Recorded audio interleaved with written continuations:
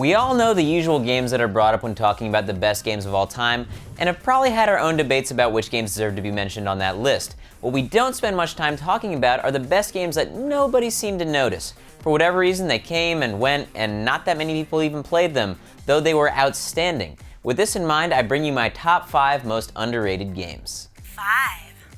Coming in at number 5 is probably a controversial one with Sonic Spinball. Now, I say it's controversial largely because the popular opinion was that this game was f***ing terrible, but if you go back and play it, it's actually a lot of fun.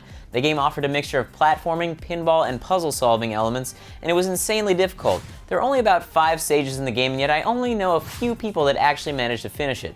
Plus, if for some reason you hated Sonic, you probably got to watch him die over and over again in a pool of acid on the first level. 4. At number 4 on my list of underrated games comes The Darkness 2. Most critics gave this game about a 7 or an 8, which are good scores, but not a lot of people picked this one up. Maybe it was because it was a game based on a comic that had sort of a cult following, or because the single player itself lasted only about 6 hours, but the actual game itself, as far as the campaign went, was a masterpiece.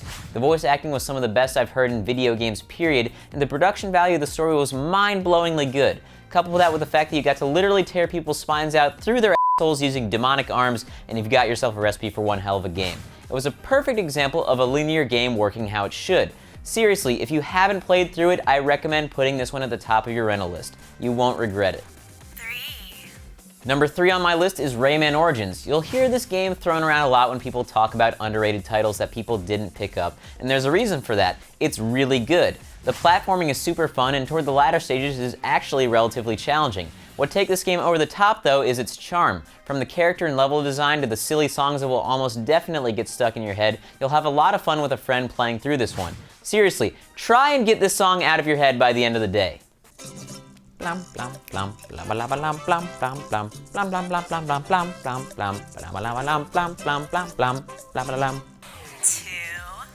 Coming in at number 2 on my list is a classic first-person shooter that probably missed a lot of people's radars because they either didn't have a PC or they were too young. I'm talking, of course, about LucasArts' excellent Western shooter called Outlaws. Outlaws was the first game I can remember to take the FPS genre to the Wild West, and the production values were great at the time. The graphical style of the game was sort of similar to a lot of cel-shaded games that you see today, going for more of a cartoony style of animation. Outlaws was also another game to have an amazing soundtrack. It really was a great game for its time, and if you were to pick it up today, it would definitely be worth at least a few hours of fun. 1. Finally, coming in at number 1 on my list of most underrated games, a game that God of War fans love to hate, I'm talking about Dante's Inferno. Dante's Inferno is a game based on a poem about a knight who goes to hell in order to save his beloved Beatrice. While the story in the game is obviously a loose interpretation of the poem, it does follow Dante's journey through the 7 circles of hell as he tries desperately to save his love. Most people hated on Dante's Inferno when it came out because the combat is very similar to God of War on the surface. But to be fair, God of War's combat is pretty much flawless. Why deviate away from a perfect system? That being said, the combat is very different once you progress through the game. As far as comparisons between this title and God of War, I would give the aesthetic edge actually to Dante's Inferno, not necessarily for being more epic, but for more adeptly capturing the creepy, grotesque, hopeless atmosphere of hell.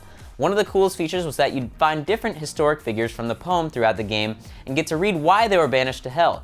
Afterward, you'd choose whether or not to absolve them of their sins or punish them and tear them limb from limb. Doing so would grant you either holy or darkness points to level 2 separate skill trees. Reading all the stories actually made me really want to get up and read the poem. How often can you say that? A video game made you want to get off your ass and go read. I could go on for a while about Dante's Inferno, but you get the picture.